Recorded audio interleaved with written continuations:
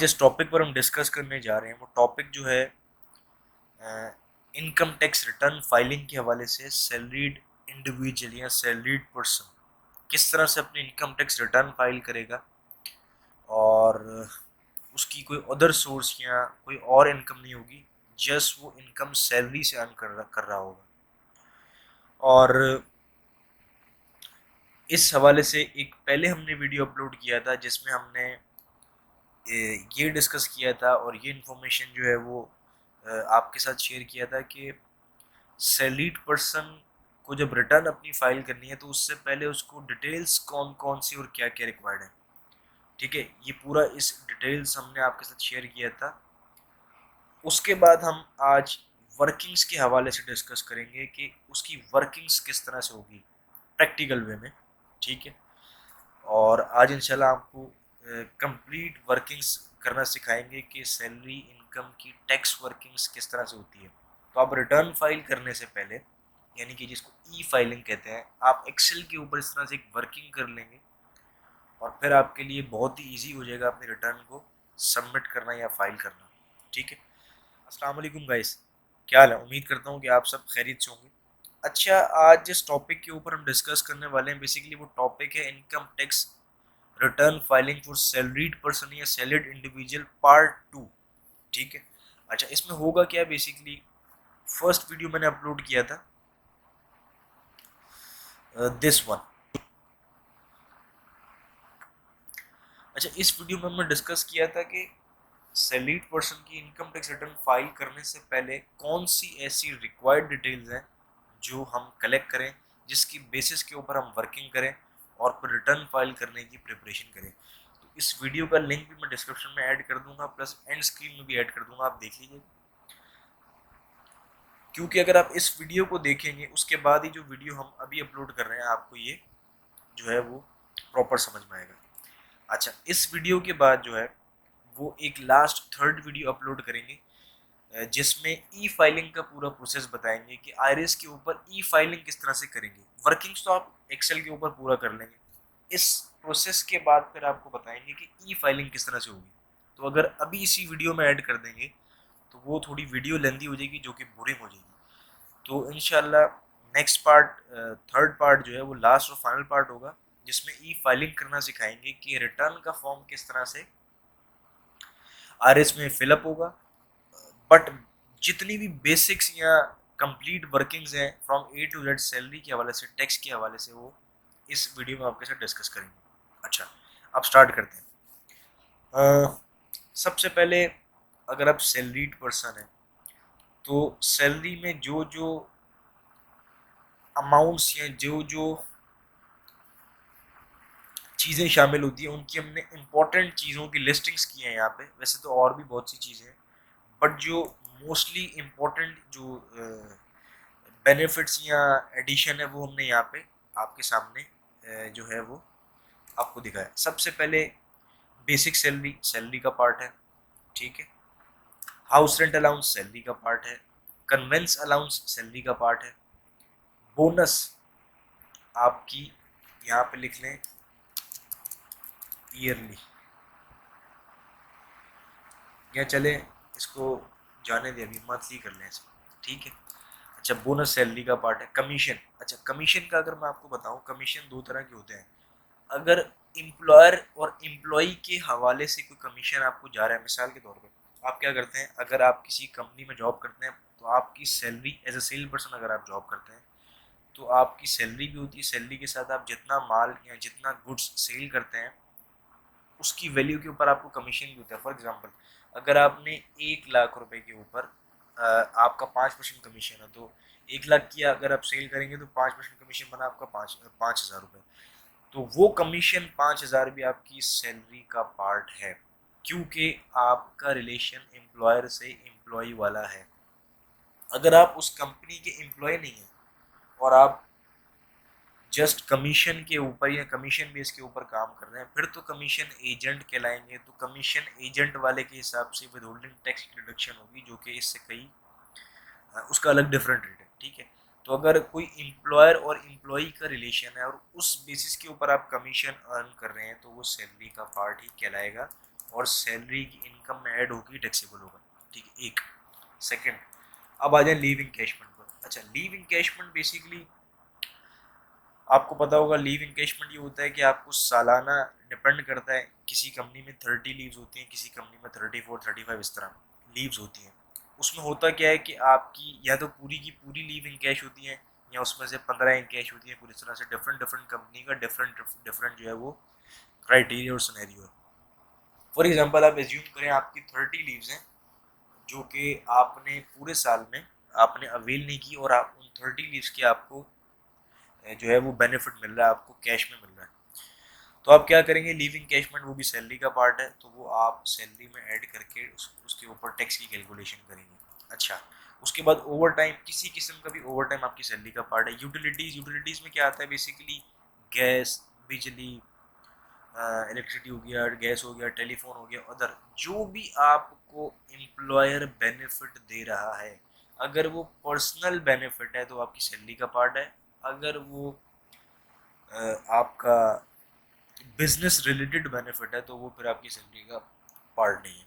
ठीक है। अच्छा, एग्जांपल आप मिसाल ले लें, फॉर एग्जांपल आपको इंटरटेनमेंट अलाउंस मिल रहा है। ठीक है। अच्छा, अब इंटरटेनमेंट अलाउंस आपको जो मिल रहा है, फॉर एग्जांपल वो आप क्लाइंट से मीटिंग करते हैं, तो आपको ऑब्वियसली सी बात है लंच पर ले जाना पड़ता है उसको। ठीक है। तो वो क्योंकि सेल के हवाले से या बिजनेस एक्सपेंस कहलाएगा। ठीक है, जो कि आप को करना ही करना है। ठीक है, तो वो टैक्सेबल नहीं है, वो इस टैक्स सैलरी का पार्ट नहीं बनेगा for the purpose of tax. अब इसी को आप एज्यूम करें कि इंटरटेनमेंट अलाउंस आपको बॉस दे रहा है, जो कि वो कहता है यार इतने का आप जो है वो उसने फिक्स कर दिया कि आप जो है वो लंच करवाएं अपने गेस्ट को बिजनेस पर्पस के हवाले से।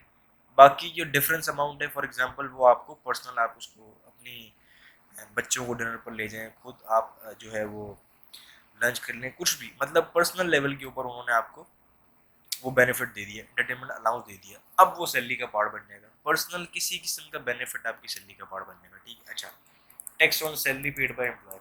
फिर होता क्या है, किसी जगह पर टैक्स फ्री सैलरी होती है। टैक्स फ्री सैलरी से मुराद कि आपकी सैलरी मिसाल के तौर पे एज्यूम करें कि मंथली 3 लाख रुपए, आपकी सैलरी के ऊपर जो ईयरली टैक्स बना वो एम्प्लॉयर ने कहा मैं अपनी जेब से पे कर दूंगा। अब वो जो एम्प्लॉयर टैक्स पे करेगा आपके ब्याह पर, वो भी आपकी सैलरी का पार्ट बन जाएगा, और बेनिफिट क्योंकि आपको एम्प्लॉयर दे रहा है तो आपकी सैलरी का पार्ट बनकर उसके ऊपर फर्दर टैक्स चार्ज होगा। ठीक है, ये हो गया सैलरी रिसीट एरियर्स। अच्छा, सैलरी इनकम फ्रॉम सैलरी की कैलकुलेशंस के हवाले से 3 वीडियोस में अपलोड कर चुका हूँ, जिसमें हमने सैलरी की डिटेल जो है वो कंप्यूटेशंस और क्या क्या चीज़ सैलरी का पार्ट है वो सब डिस्कस कर चुके हैं उसमें। तो अगर आप उसको गो थ्रू करना चाहें तो आप उसको भी कर सकते हैं, मैं नीचे डिस्क्रिप्शन में उनका लिंक ऐड कर दूंगा। फर्दर अगर एरियर्स की बात करें, रिसीव्ड एरियर्स, सैलरी जो है वो रिसिट बेसिस के ऊपर टैक्सेबल होती है। तो अगर आपकी सैलरी आपको एरियर्स में जो है वो रिसीव हुई है, तो जिस साल आपको एरियर्स में रिसीव हुई है उसी ईयर टैक्स हिसाब से आपकी चार्जेबिलिटी होगी। अदरवाइज आप अगर आपको रिसीव नहीं हुई तो उसके ऊपर वो टैक्स भी नहीं होगा। ठीक है। अच्छा, सर्विसेज और डोमेस्टिक सर्वेंट्स, हाउसकीपर, ड्राइवर, अगर आपको कंपनी की तरफ से एक ड्राइवर अलाउ किया हुआ है, कंपनी की तरफ से कोई हाउसकीपर अलाउ किया गया है, तो उसकी जितनी भी सैलरी अगर पूरी की पूरी कंपनी आपको जो है वो आप आपके ब्याह पर उसको पे कर रही है, तो आपकी सैलरी का पार्ट बन जाएगा और टैक्स चार्ज होगा उसके ऊपर भी। बट अगर फॉर एग्जांपल एज्यूम करें कि हाउस कीपर आपकी कंपनी ने या ड्राइवर आपकी कंपनी ने आपको जो है वो आपको बेनिफिट दिया हुआ ड्राइवर का, कार ड्राइवर का। ठीक है, उसमें हुआ ये कि उसकी एज्यूम करें 20,000 रुपये तनख्वाह है, 20,000 में कंपनी ने बोला कि हम 10,000 रुपये हम पे करेंगे, 10,000 आप पे करो। इस सूरत में जो 10,000 एम्प्लॉयर आपको बेनिफिट दे रहा है वो सैलरी का पार्ट बनेगा, जो 10,000 आप अपनी जेब से उसको दे रहे हैं वो सैलरी का पार्ट नहीं बनेगा। ठीक है, तो इसका आपको ख्याल रखना है। अच्छा, उसके बाद waiver of amount payable by employee या obligation of employee paid by employer, दोनों को अगर आप सेम कैटेगरी में लेके आए तो ये इसकी मीनिंग ये है कि अगर कोई भी ऐसी ऑब्लिगेशन या कोई भी ऐसी अमाउंट जो एम्प्लॉई के बिहाफ पर पेबल है और एम्प्लॉयर ने पेमेंट कर दी उसकी अपनी जेब से, और ये भी कहा कि ये मैं आपकी सैलरी से डिडक्ट नहीं करूँगा, मैं आपको बेनिफिट दे रहा हूँ, तो वो आपकी सैलरी का पार्ट बन जाएगा। ठीक है। अच्छा, उसके बाद कोई और इस तरह का बेनिफिट या अलाउंस जो पर्सनल लेवल के ऊपर आपको एम्प्लॉयर की तरफ से अलाउ किया है, वो सैलरी का पार्ट बनेगा। अच्छा, इस हिसाब से टोटल सैलरी हमने एक एग्जाम्पल कोट किया है जो कि 3,20,000 बनी, जो कि मंथली सैलरी है। ठीक है। अच्छा, अगर आप कमीशन को यहाँ पे लाख रुपए मंथली, बोनस को यहाँ लाख रुपए मंथली जो है हमने चार्ज कर दिए, इसको आप कुछ भी समझ सकते हैं। ठीक है, कोई भी बेनिफिट समझ लें इसको। तो मंथली बेसिस के ऊपर ये 3,20,000, और टोटल आपकी जो ईयरली बेस के ऊपर, ये अगर एक महीने की अगर आपकी सैलरी फॉर एग्जांपल 3,20,000 है, तो उसको मल्टीप्लाई करवा दें 12 से, साल में 12 महीने होते हैं, तो ये आपकी सैलरी 38,40,000 बन गई, 3.8 मिलियन अराउंड। ये हम एज्यूम कर रहे हैं कि रिसिट बेसिस के ऊपर है, जो कि आपको 12 महीने में सैलरी मिल चुकी है।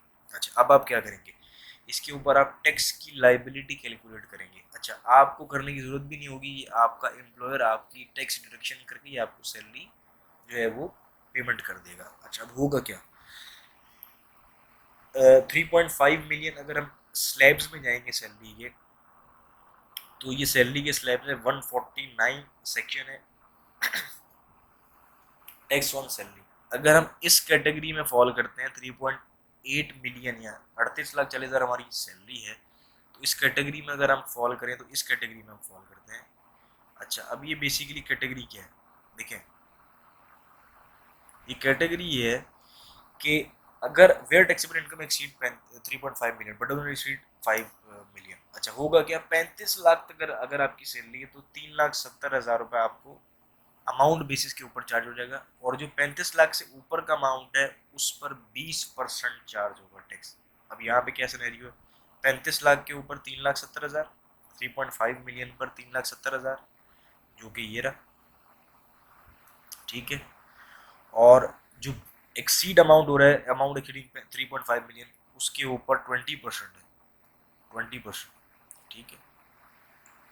तो 20% जो है वो 340 एक्सीड कर रहा है 3.84 मिलियन से, तो ये इसके ऊपर 20% हमने चार्ज किया, जो कि 60, टोटल टैक्स आपका बना 438, 4,38,000 रुपये। ठीक है। अच्छा, अब एक चीज़ सुने जो इम्पोर्टेंट है, होता क्या है कि इनएफिशिएंट अकाउंटेंट है, ठीक है, उसने क्या किया कि आपकी सैलरी में जो कुछ चीज़ें ऐड करनी थी ओवर टाइम, एज्यूम करें उन्होंने उसने आपकी सैलरी में ऐड नहीं किया, लीव इनकैशमेंट या कुछ इस तरह का और कमीशन उसकी उसने आपकी सैलरी में ऐड नहीं किया, और वो आपको सैलरी जो है वो पे कर दी अपने हिसाब से टैक्स डिडक्ट करके।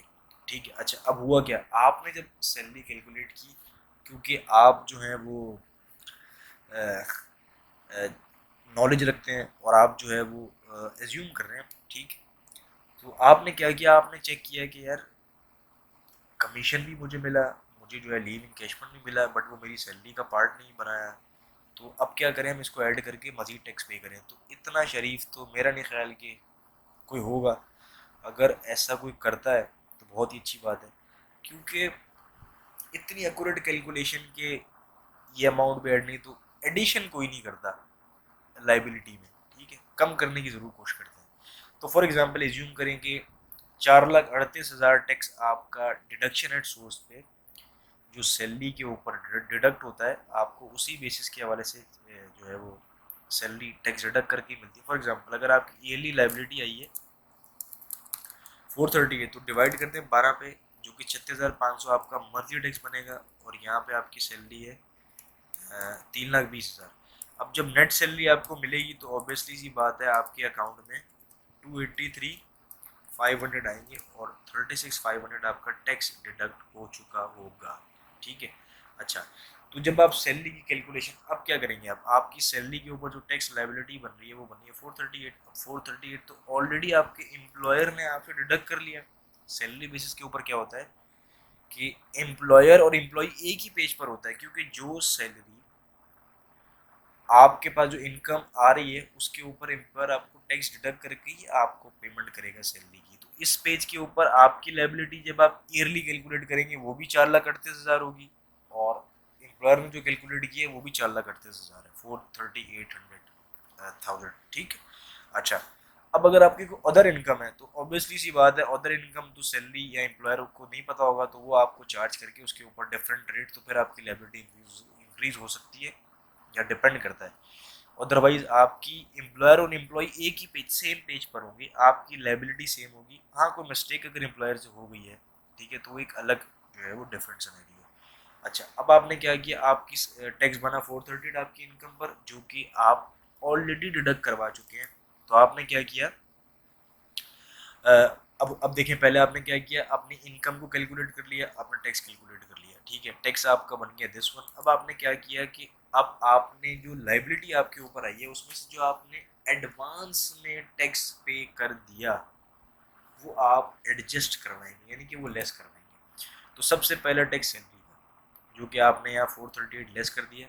अच्छा, अब लास्ट वीडियो जो मैंने अपलोड किया था उसमें मैंने बताया था कि आप डिफरेंट डिफरेंट स्टेजेस के ऊपर एडवांस में टैक्स पे कर चुके होते हैं, या वो जो विद होल्डिंग या कलेक्शन एजेंट होते हैं वो आपसे टैक्स डिडक्ट कर लेते हैं।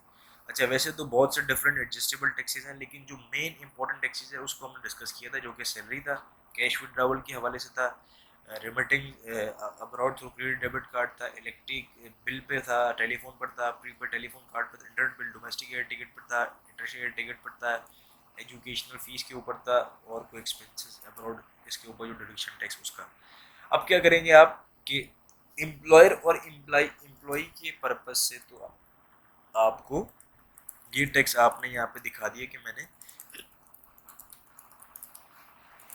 जो है पे कर दिया ऑलरेडी। अब आपने कैश विड्रॉवल किया, दैट टाइम आप फाइलर नहीं थे। अच्छा, फाइलर का टैक्स नहीं कटता, फाइलर का टैक्स नहीं कटता, और जो नॉन फरी नॉट अपीटिंग इनकम टैक्स पे लिस्ट है वो अगर 50,000 से ऊपर विड्रॉवल करेंगे तो उनका 0.6% विड्रॉवल के ऊपर टैक्स कटेगा। तो फॉर एग्जांपल लास्ट ईयर आप नहीं थे एटीएल में एक्टिव, तो आपका विड्रॉवल पर टैक्स कटा 400 रुपये, आपने इसको लेस करवाया क्योंकि आप एडवांस में पे कर चुके हैं। कोई रेमिटेंस आपने अब्रॉड किया डेबिट क्रेडिट कार्ड से, कोई परचेज किया, उस पर आपने फॉर एग्जांपल 600 रुपये एडवांस टैक्स दिया, वो आप लेस कर देंगे। इलेक्ट्रिसिटी के बिल के ऊपर आपने टैक्स पे किया, वो लेस कर देंगे। टेलीफोन के बिल के ऊपर आपने टैक्स पे किया, वो लेस कर देंगे। प्रीपेड टेलीफोन के ऊपर एक कार्ड के ऊपर टैक्स पे किया, वो लेस कर देंगे। इंटरनेट बिल के ऊपर को टैक्स पे किया, लेस कर देंगे। डोमेस्टिक एयर टिकट पे को टैक्स पे किया, वो लेस कर देंगे। इंटरनेशनल एयर टिकट पे को टैक्स पे किया, वो लेस कर देंगे। अच्छा, इस सिनेरियो में क्या हुआ, अब आपका टैक्स लाइबिलिटी बनती थी 438, आपने पे कर दी 446,300। अब 8,380, यानी कि दिस वन 8,300 रुपये आपने ज्यादा पेमेंट कर दी टैक्स की।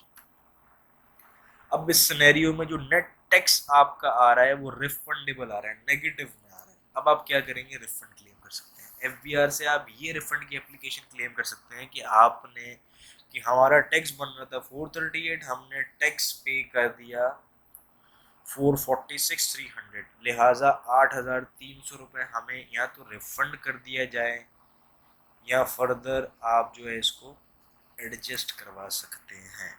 अच्छा, अब क्या होगा, अब आप इसकी रिफंड एप्लीकेशन जो है वो फाइल करेंगे। रिफंड एप्लीकेशन के हवाले से हम ऑलरेडी वीडियो अपलोड कर चुके हैं, जो कि दिस वन, आप इसको गो थ्रू कर सकते हैं अगर आपका रिफंडेबल टैक्स आ रहा है तो। इसको देखिएगा, पूरा रिफंड का प्रोसीजर है, किस तरह से एप्लीकेशन फाइल करते हैं, नीचे मैं लिंक ऐड कर दूँगा, ठीक है। अच्छा, ये तो पूरी कैलकुलेशंस थी जो कि सैलरी की कंप्यूटेशन और उसकी टैक्स लायबिलिटी के हवाले से थी। सिंपल, आपने किसी भी चीज़ में कंफ्यूज नहीं होना। सिंपल आपने क्या करना है, अपनी टोटल सैलरी ईयरली को कैलकुलेट करना है, जो कि आपके एम्प्लॉयर आपकी हेल्प करेंगे। ऑलरेडी आपके पास वो सैलरी आ रही होगी, और टैक्स जितने भी सर्टिफिकेट। अच्छा, आपने करना क्या है, आपने अपने एम्प्लॉयर से टैक्स का सर्टिफिकेट लेना है, ठीक है। अच्छा, बाज़ औक़ात होता क्या है कि एम्प्लॉयर आपकी सैलरी तो जो है वो टैक्स तो आपका सैलरी पर डिडक्ट कर लेते हैं, लेकिन वो पे नहीं करते, मतलब डिले कर देते हैं। तो 1 महीना 2 महीना डिले कर दिया। फॉर एग्जांपल जून 30 का पीरियड आया, फिस्कल ईयर जून 30 में क्लोज हुआ, ठीक है। आपका एक सैलरी का टैक्स ड्यू रहता है, फॉर एग्जांपल 36,500 रुपये अभी एम्प्लॉयर ने पे नहीं किया, और आप उसे टैक्स सर्टिफिकेट कलेक्ट करें। आप एम्प्लॉयर को बोले मुझे आप मेरे सैलरी टैक्स सर्टिफिकेट दे दें। आपको उसने सर्टिफिकेट दिए, उसमें 11 मंथ के सर्टिफिकेट दिए जिसमें 36,500 मिस था, आपकी लाइबिलिटी आ रही थी 438। अब क्या हुआ, आपने पे एम्प्लॉयर ने किया 4,01,500, क्योंकि एक महीने का उसने टैक्स पे नहीं किया, टाइम पीरियड उसने डिले कर दिया। तो अब आपको क्या करना है, या तो आपको एम्प्लॉयर को कहना है कि भाई आप जो है ये पे करें मेरा जो टैक्स आपने डिडक्ट किया है। फॉर एग्जाम्पल इन केस अगर वो नहीं कर रहा है किसी भी सिचुएशन में कुछ तरह की, तो ये टैक्स फिर आपको पे करना पड़ेगा अपनी जेब से। ठीक है, जब आप ये पे करेंगे तो होगा क्या, खैर इस सिनेरियो में नहीं जाए, फिर वो डिफरेंट मजीद जो है वो कन्फ्यूजन क्रिएट हो जाएगी। तो बहरल सिंपल अपने माइंड में ये रखें कि 438 की लाइबिलिटी आपके ऊपर आ रही है, आपको इतनी लाइबिलिटी जो है वो पेमेंट करना है, इससे कम अगर आपने पे की होगी तो आपको खुद से जमा करवानी होगी। ठीक है, और वरना अगर आपने जिस तरह एक्सेस यहाँ पे पेमेंट की है, तो ये तो आप ऑब्वियसली सी बात है कि एम्प्लॉयर को ये तो नहीं कह सकते कि भाई आप मेरा टैक्स जो है ना वो कम काटिएगा क्योंकि मैंने फला फला फला फला इतनी पेमेंट जो है वो एडवांस में किए हैं या करनी है, क्योंकि एम्प्लॉयर तो आपका टैक्स डिडक्ट करेगा ही करेगा, क्योंकि वो विद होल्डिंग एजेंट है और वो आपको विदाउट टैक्स कैलकुलेशंस जो है वो सैलरी पे नहीं कर सकता।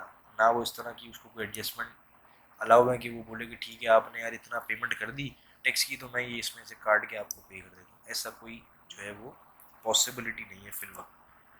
तो ये आपको पेमेंट जो है वो करना है और इस तरह से कैलकुलेशन होगी आपकी टैक्स लाइबिलिटी की वजह से। अच्छा, अब मैं उम्मीद करता हूँ कि आप जो है वो सिंपल इजी वे में मैंने कोशिश की है आपको कि टैक्स की कंप्यूटेशन सैलरी की किस तरह से होगी और उसकी लाइबिलिटी किस तरह से कैलकुलेट होगी और टैक्स को हमने किस तरह से एडजस्ट करवाना है। ठीक है, अच्छा, मेजोरिटी लोग ये टैक्स एडजस्ट नहीं करते क्योंकि उनको जो है वो इसका इतना आइडिया नहीं होता। अब देखें सैलरी के केस में तो चलें फिर भी यहाँ पर टैक्स बराबर होगा, लाइबिलिटी आपके पास जीरो आएगी, बट अगर कोई अदर इनकम आपके पास आ रही है, ठीक है, उस पर कोई टैक्स लाइबिलिटी आ रही है और अगर आप ये एडजस्ट नहीं करेंगे तो आपको फिर अपनी जेब से पैसे देने पड़ेंगे। अगर आप ये एडजस्ट करेंगे तो आप अपनी जो अदर इनकम की भी टैक्स लाइबिलिटी है उसको भी आप यहाँ तो कम कर सकते हैं या तो आप उसको ज़ीरो कर सकते हैं। ठीक है, इसके ऊपर भी मैंने एक वीडियो अपलोड किया है जो कि रिड्यूस योर टैक्स लाइबिलिटी के हवाले से है, दिस वन, ये मैं नीचे लिंक ऐड कर दूंगा, आप देख लीजिएगा। ये इंपॉर्टेंट वीडियो है आपकी रिटर्न फाइलिंग के हवाले से। ठीक है, आपने अगर अपने आप पैसे को बचाना है, सेव करना है, तो आपको स्मार्ट वर्किंग करनी पड़ेगी। ठीक है, तो और मेरी रिक्वेस्ट ये होगी कि अपनी रिटर्न एक्यूरेट फाइल किया करें। कोई अपनी रिटर्न जो है वो कुछ ऐसे लोग हैं जो रिटर्न बस फाइल करने की करते हैं कि रिटर्न फाइल हो जाए, उन्हें एक्टिव हो जाए बस, ताकि बेनिफिट मिले। वो फिर होता क्या है, कल को आप प्रॉपर्टी परचेज कर रहे हैं, कोई बड़ी इस तरह से इन्वेस्टमेंट कर रहे हैं, कोई बड़ी लेन देन कर रहे हैं पैसों के हवाले से, तो फिर वहाँ पर प्रॉब्लम्स आ सकती हैं अगर आपकी रिटर्न में कोई मसले मसाइल होंगे तो। ठीक है, फर्दर अगर आपकी कोई क्यूरी हो तो मुझे आप व्हाट्सएप कीजिएगा, मैसेज नीचे कमेंट करके पूछ सकते हैं। ठीक है, अगर आपको वीडियो अच्छी लग रही है, मतलब आपको जो है वो आप चाह रहे हैं कि आपकी कोई सराउंडिंग में इस तरह के जो लोग हैं जिनको इस तरह की नॉलेज की ज़रूरत है, आप वीडियो शेयर भी कर सकते हैं। लास्ट में एक रिक्वेस्ट ये है कि अगर आपने मेरे चैनल को सब्सक्राइब नहीं किया तो अगर आपको कंटेंट समझ में आ रहा है, आपको आपकी जो है वो नॉलेज में एडिशन हो रहा है, तो आप ज़रूर चैनल को सब्सक्राइब कर सकते हैं, साथ में बेल नोटिफिकेशन आइकन को भी प्रेस कर सकते हैं। फर्दर जो ऑलरेडी जिन्होंने सब्सक्राइब किया है उनका बहुत शुक्रिया, थैंक यू वेरी मच।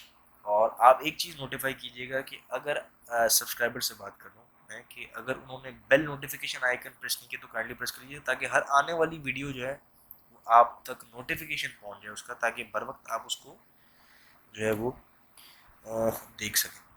अपना ख्याल रखिएगा। फर्दर इंशाल्लाह अभी हुआ क्या है बेसिकली कि 2020 का टैक्स फॉर्म अब जो है वो अपडेट नहीं हुआ या अपलोड नहीं हुआ, मतलब अलाउ नहीं है अभी रिटर्न को फाइल करना, ई फाइलिंग। तो मैं उसका इंतज़ार कर रहा हूँ, जैसे ही वो आजकल या इन दिनों में जैसे ही वो फॉर्म अपलोड होगा, इनेबल होगा 2020 के फॉर्म रिटर्न फाइलिंग के वाले से, तो इंशाल्लाह अब वीडियो लास्ट जो फाइनल पार्ट है वो उसी ई फाइलिंग या फॉर्म के वाले से कि आयरस के ऊपर रिटर्न किस तरह से फाइल होगा, स्टेप बाय स्टेप गाइड लेके चलेंगे फाइनल वीडियो में उसको। तो यहाँ तक आप अपनी जो है वो कंप्यूटेशंस करके रखिएगा, ताकि जैसी वो वीडियो आपके सामने अपलोड हो थर्ड पार्ट वाला फाइनल पार्ट, तो आप उसको देख के अपनी रिटर्न इजीली फाइल कर लें टाइम में। ठीक है, तो मेरी तो यही कोशिश है कि आपको कंसल्टेंट जो है वो अप्रोच ना करना पड़े, क्योंकि अच्छा अगर आपकी चीज़ें बहुत ज़्यादा ही जो है वो टिपिकल कंप्यूटेशन के हवाले से, तो मैं ये रिकमेंड करूँगा कि आप कंसल्टेंट को रेफ़र करें, क्योंकि ख़ुद फिर आप जो है इतना इन्वॉल्व ना हो, चीज़ें अगर गलत हो जाएँ तो फिर मसले मसाइल हो जाते हैं। तो यहीं तक रखते हैं आज की वीडियो। फर्दर जो है वो फाइनल पार्ट के साथ आपके साथ हाजिर होंगे। अपना ख्याल रखिएगा। Take care. अल्लाह हाफ़िज़।